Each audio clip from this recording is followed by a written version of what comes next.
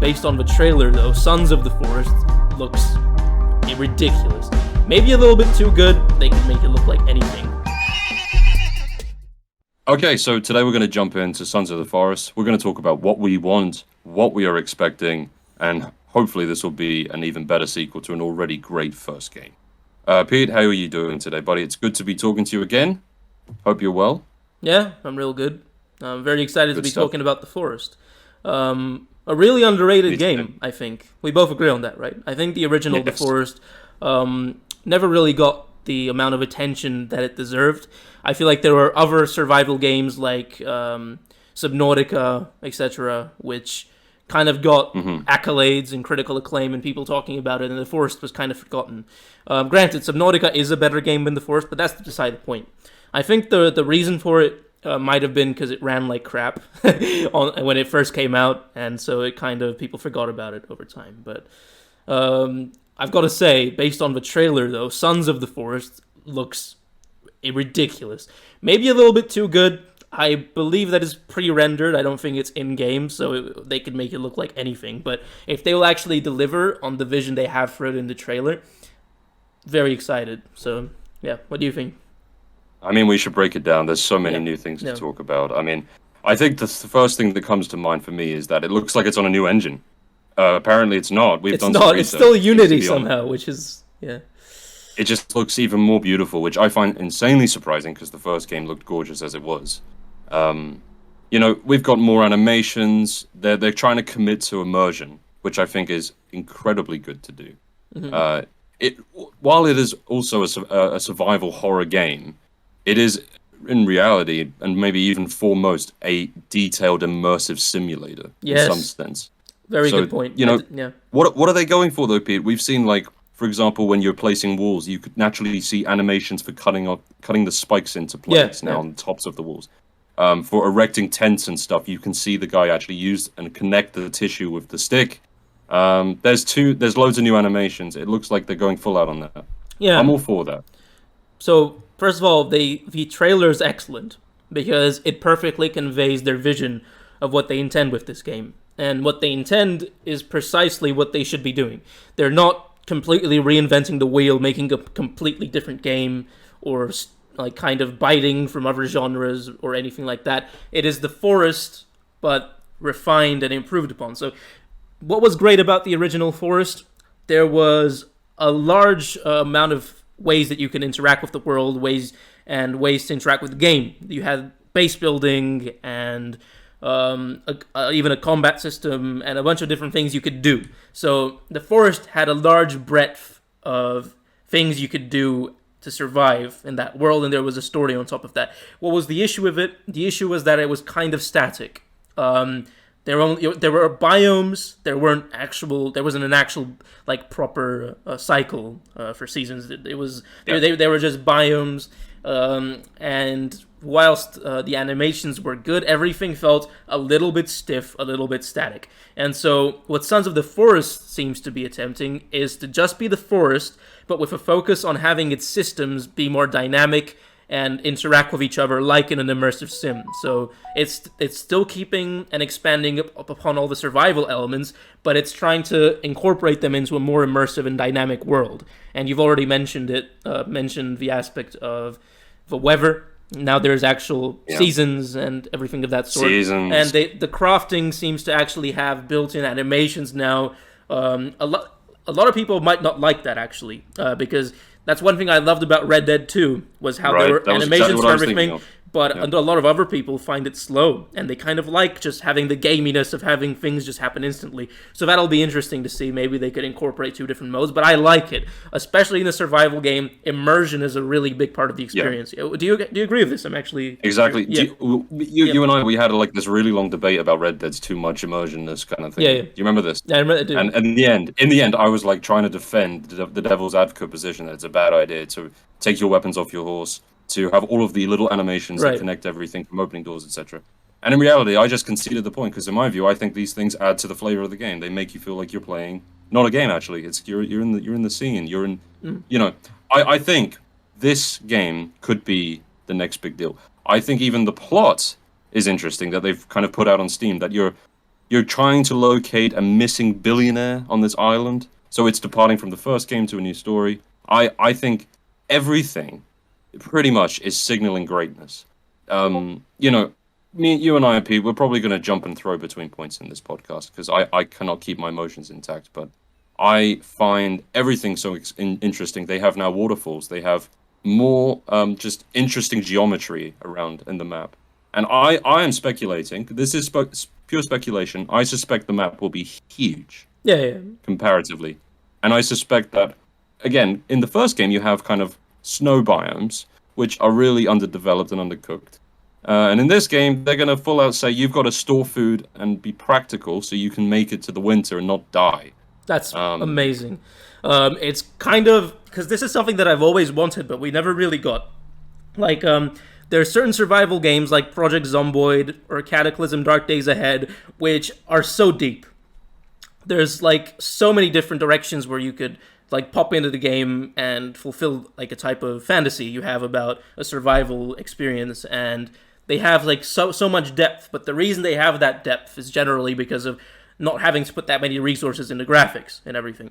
And I've always imagined what a Project Zomboid type game would look like if it had a bigger budget and it had great graphics. And I'm hoping that this will kind of go in that direction, because we haven't had anything really that has that much depth in a good-looking survival game. Another thing is, there's a dynamic system in terms of the crafting is much more immersive. You know, there's actual physical element to it. Also, the gun customization, it looks like it's kind of bringing in like a type of Last of Us 2 type customization, which... Right, and we should talk about that in like a deep topic, because that's important. This game seems to be going for guns. Yeah. I wasn't for that at first. I thought this is a bad idea. This is not a good idea. Why would this be a good idea in a survival context where you don't have weapons? It doesn't make sense. I didn't like in the first game, for example, that you could locate pieces of a gun and put it together. The gun was shit anyway, in my view. I just didn't think it was that good of an idea. Again, it's about balancing, right, I guess. But this is... I want you to go into your point, because you fucking persuaded me when you said guns would be good. Yeah. You mentioned how... Yeah, I just said how this forest, Sons of the Forest, seems to be forest, but bigger. And what that allows is to have massive swarms, massive hordes attacking you, and having the stakes be much higher, just by virtue of there being more danger at every corner. And unfortunately, you can't stick to melee weapons and like fucking Stone Age stuff in that case. You need an arsenal of weapons to deal with the danger. And I think that is exhilarating, and that can be executed in a fun way as long as the danger is real. And another thing that they seem to be focusing on dynamically is the AI. So they really focused into trailers to show us how the AI is much more advanced now. And something that I liked in the first game, but I felt was not well executed, is playing these mind games with the cannibals and having this social system where you can kind of make them be afraid of you or be very aggressive to you based on your actions, but it wasn't really implemented properly in the first game. But here, it seems like there's a lot of depth to it. Like they have that scene where you cut off the head of the cannibal and then you show it to their faces, and it seems like you can do a lot of conditioning to it. And on top of that, there's this really subtle thing in the trailer where there's this woman that looks like a mutant that's constantly in your base, and it's in both of the trailers, and at one point she is seen as actually fighting with you. And I'm curious if she is like a friend of yours that got infected and turned into a mutant. And maybe I'm wondering if they'll bring in that element where you have a friend who is a mutant and kind of on your side. Maybe you can upgrade them somehow. Maybe even you can become a mutant. But my point is, maybe you can condition the cannibals into making like your own private militia or something like that. That would be interesting. That's a fucking idea. I got to add just 2 points. One that we kind of glossed over, but there are new enemy types, it seems. Oh, yeah.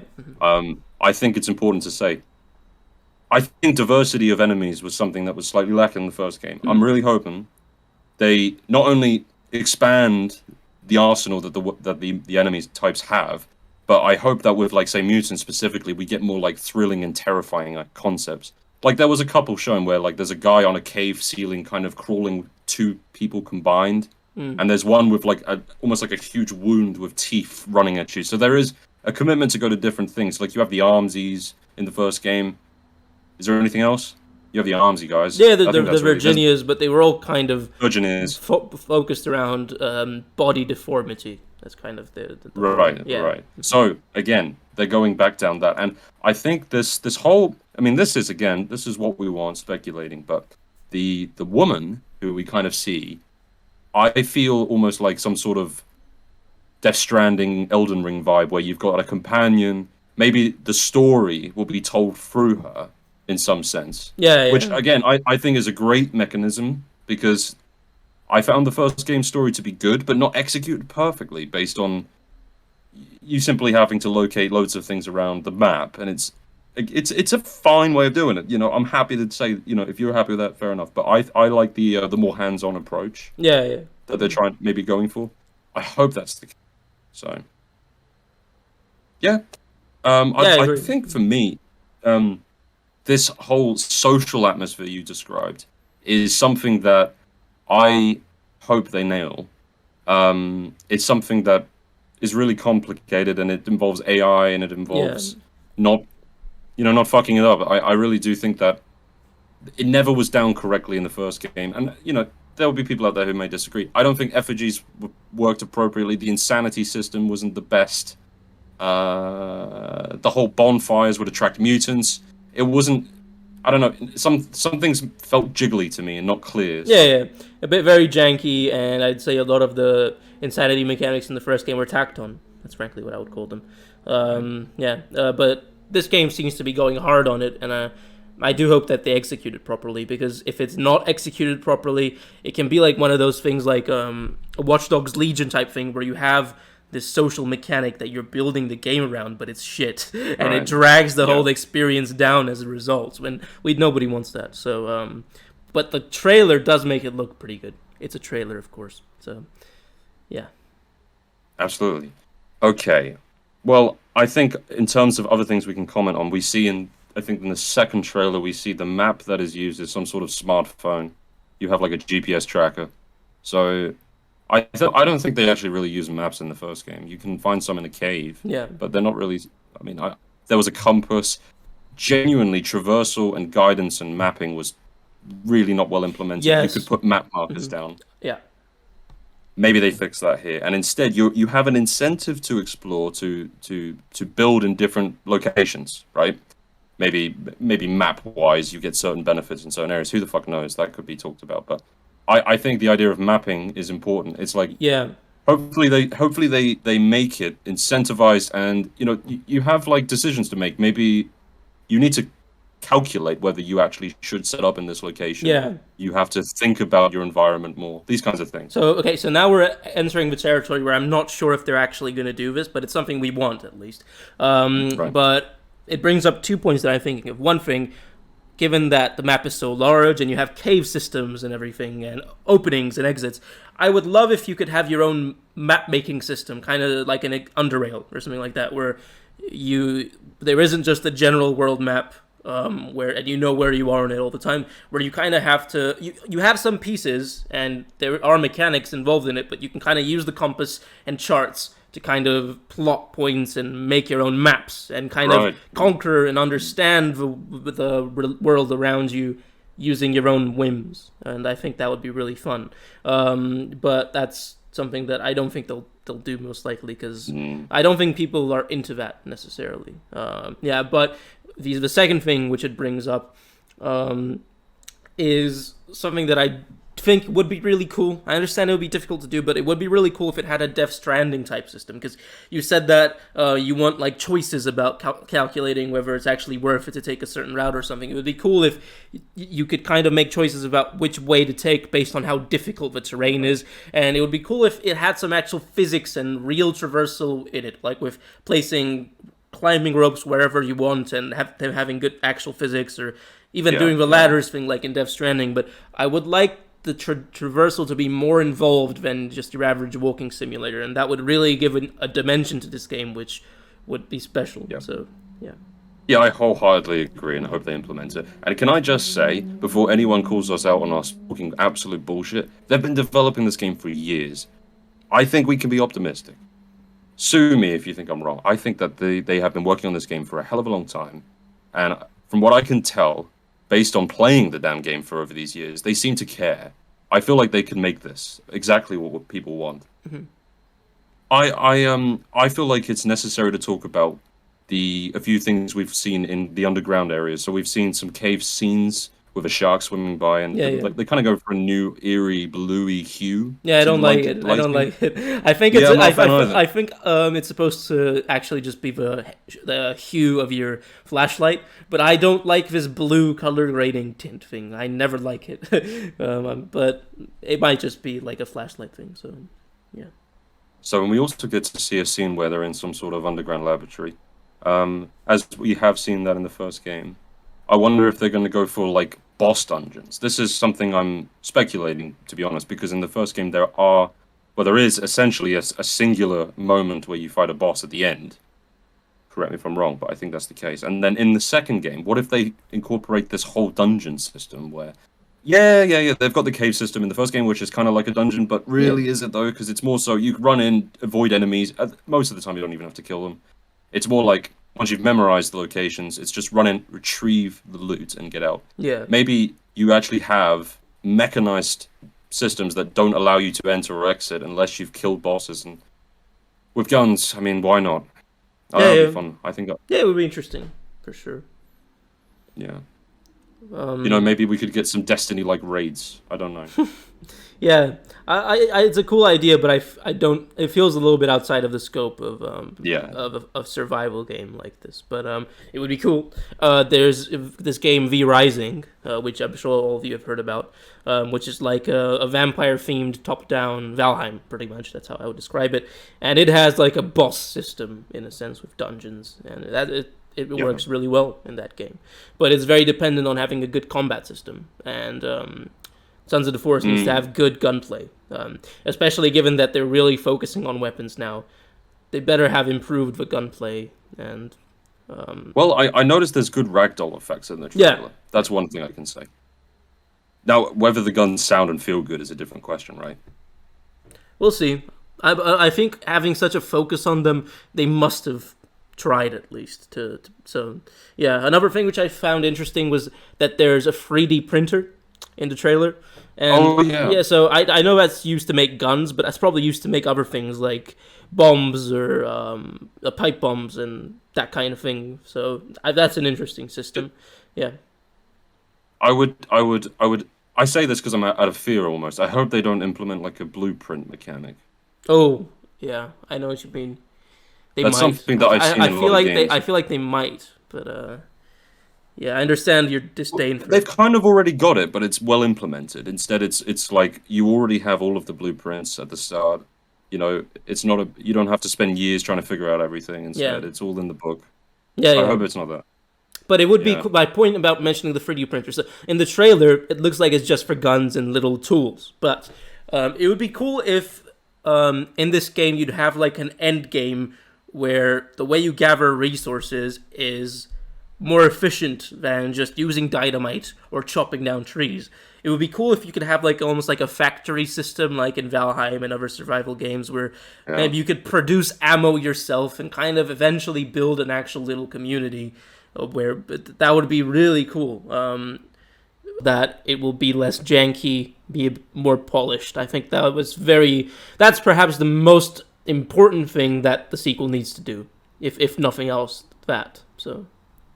Yeah, I agree. A couple of things that really bug me, dude, with the jankiness is, say, for example, you build a wall using any materials, and then part of that wall you decide to break down or it gets destroyed, and you want to then connect the wall back. You can't. You have to then... it's kind of like this. Like, yeah, I know. You have to look at my camera. Yeah. It's so frustrating. So I hope they fix that, which is an easy fix. You just have like a snapping effect like you do in Valheim, which they did a great job on the building in that game. What else? Okay, so with building, I hope what they do is this. I really hope that the pros would probably say this. There's select buildings that are really good to make.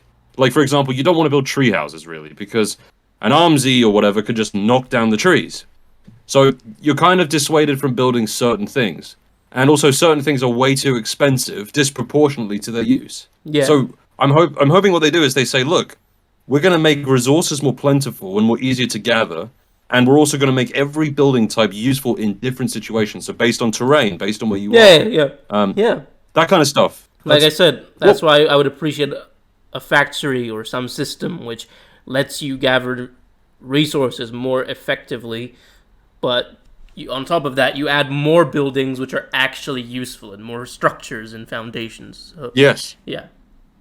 I mean, it wouldn't be out of this world, and it wouldn't break immersion if you could have some sort of automation system that you have to build.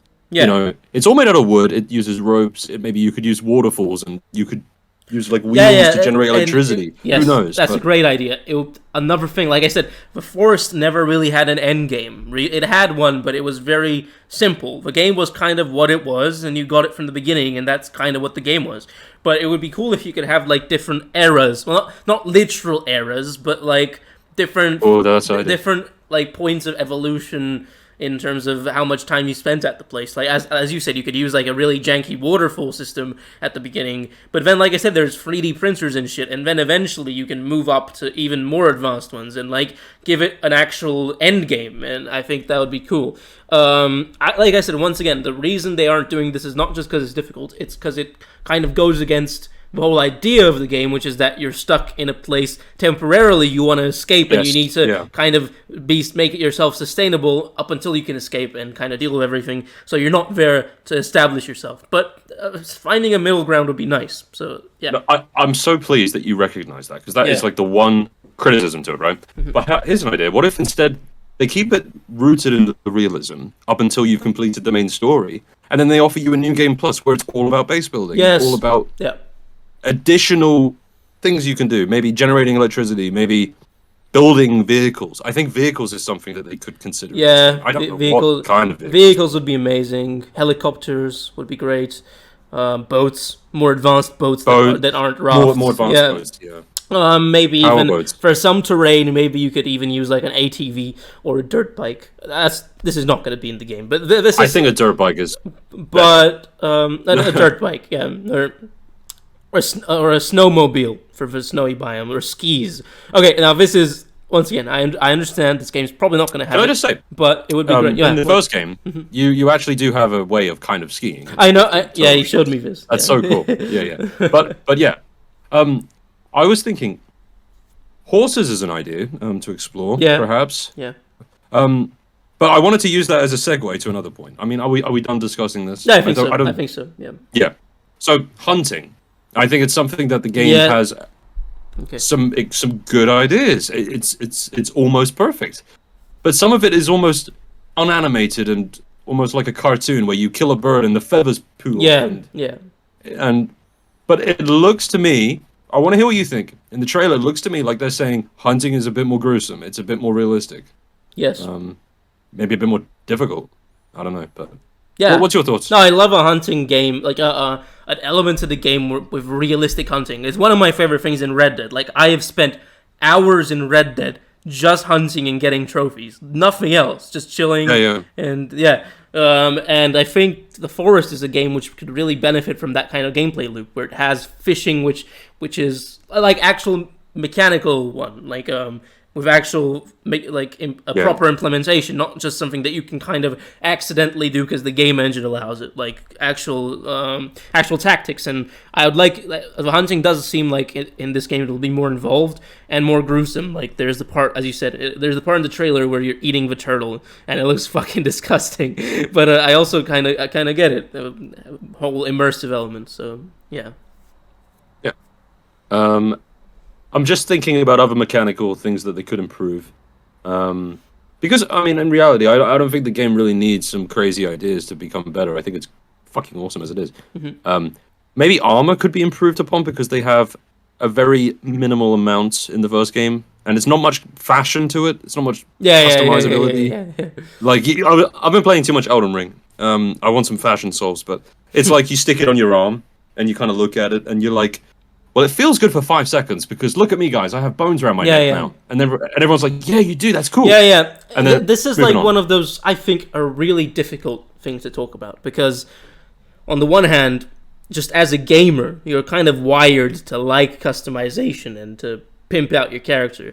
But the ethos of the game is I kind of respect how they went for a more simple way with the armor, where it's I really agree. fit Yeah. for purpose. You're stuck on this place. You can make some armor. At best, you can dye it different colors. And I kind of like this ethos behind it, which is about real survival without going into craziness with fucking factories and shit. But at the same time, I feel like this game could have a middle ground for a customization.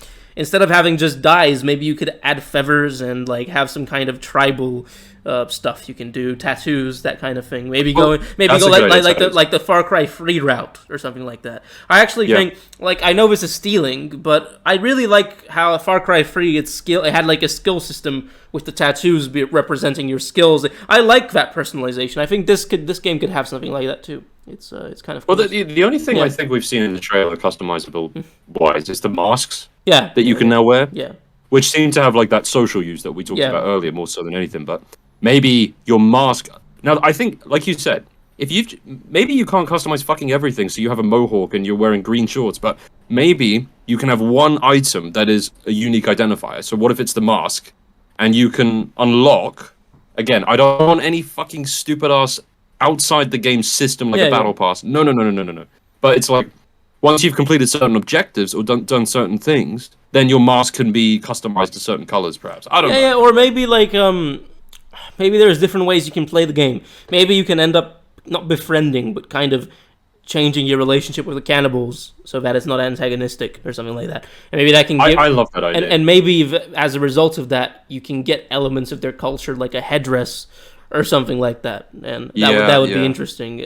So that would be a thing similar to what we were talking about in our choices episode, about how the choices you make in the game impact, like truly impact not necessarily just the world, but your character and how you're able to personify him or her. So yeah, that's an interesting direction, because that's something that's kind of absent in the first game, isn't it? Real world consequential decisions, kind of. I love this. This is such a compelling idea to me, where you can have almost a relationship with these guys, these cannibals, based on how you treat them and what you do. And maybe you can have like a little militia. Maybe you can convert them. Maybe you can save them. Yeah, I mean, that would be compelling enough. Personally, I don't think they should. I don't think based on what they are that you can implement something where you become friends with them. But maybe at least reach a level where they respect you or something like that. So yeah. Or they're afraid of you, which is something. Or they're afraid, respect you. Maybe if you play your cards right, once the mutants kick in, because then mutants are a real danger. Maybe you can use them to help you fight the mutants. So yeah, something like that. Yeah, it depends. Yeah.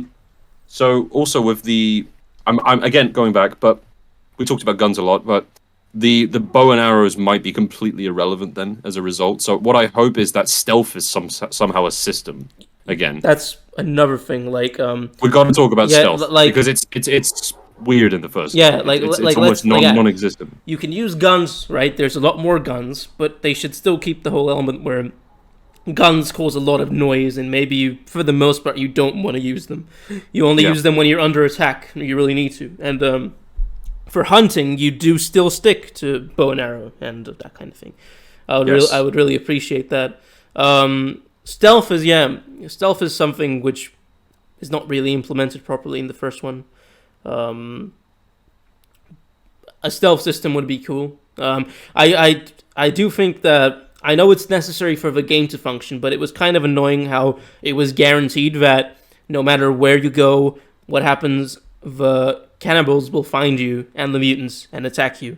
And not only that, like, even if you put yourself in a strategically advantageous position, they still kind of spawn nearby randomly. Right. It would be cool if they... I know this is hard, but it would be cool if they are actually physically somewhere in the environment, a certain number of them. Sure, like, more can spawn from that area, but it would be cool if, like, there was an actual limit and that kind of thing, so you can actually use strategy in terms of where you place your base, etc., and that kind of thing. You can maybe place your base at a choke point where the mutants come out of a cave and then some cannibals are on the other side, and so you're always kind of protected by this warfare between the mutants and the cannibals. So you have like a buffer, and you can kind of grapple. You can build like a tower and grapple in the opposite direction, and so you always have this buffer. But or something like that would be cool, because in the forest they kind of just spawn. Not only they don't necessarily just spawn from one place, they kind of just spawn around. And, yeah. Yeah, I mean, I'd argue that they just need to kind of get to grips with this whole patrol system in a bit more finer detail. Because the problem with your idea is that you might just have the situation which is still happening in the first game, where you either have no enemies or you have too many enemies, and it's random.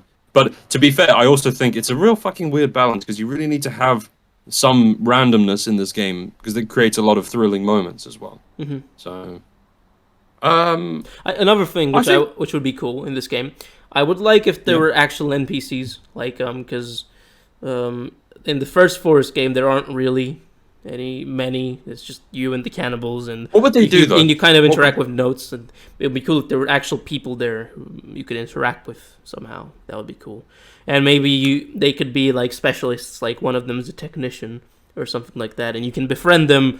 Or it's not necessary, but it's nice to have the world feel alive, not just in the natural sense, but also feel like there's something happening in it. But yeah. Can I add to that point? I think I would like the idea if they actually almost live as you do, by building bases and stuff like that. Yeah, and that could all be predetermined. I'm fine with. We're going into like fucking Kansas. We're leaving Kansas now. That's for sure. But imagine if it could have like a civilization type thing where you all start out the same, and the early decisions you make can lead to wiping them out early. Or letting them like become, or maybe letting them like become more powerful, and it's randomized. Maybe they become like warlords. Maybe they focus on escape or science, and then you can befriend them based on that and have relationships, or you can wipe them out early just to have no competition. So that means you'll be Montezuma, the warlord. Yeah. And I'll be the science guy who just invests in factories, I suppose. Yeah. Something like that. Pretty much. Cool stuff. I mean, there's. I feel like we've covered a hell of a lot, and I think people will be happy with our suggestions, hopefully. So yeah, when's the game coming out again? Maybe October's something. Is this? It's Q4, right? So it's coming out this year, so they say. Yeah, it's coming out. The question. October 20, just generally October 2022. So relatively soon. I think maybe it'll be delayed once more, but. It's already been delayed twice, so it might actually be. Is that true? Yeah. So it might actually be coming out October. So we'll see. Hopefully so. I hear it's just the trend for people who aren't aware, and even if you're not aware, Pete, the trend is 2023 Q1. All games are getting delayed till that point. Yeah. So that's the only worry. I wouldn't be surprised. I think is a terrible thing. Okay. Not because I don't want them to finish the games. It's because it happened during COVID as well, and then in 2022 we got like in February Dying Light, Elden Ring, Horizon Zero Dawn, and I was first of all broken a week, and second of all 2 of them are in my backlog still not finished. Yeah. I wouldn't be surprised if it gets delayed, because like I said, the trailer looks excellent. It looks like they have a really great vision for what the sequel should be, but the trailer looks pre-recorded, and I think it is pre-recorded, so they can make it look like whatever they want it to look like, and it could just be a basic proof of concept, and we have no clue where they are in development, really.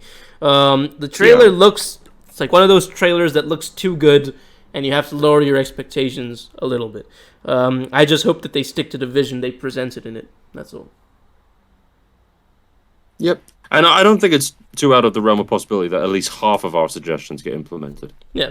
Maybe 30%, but 40%. Obviously, the greatest thing would be if it actually was polished and they got rid of the jank.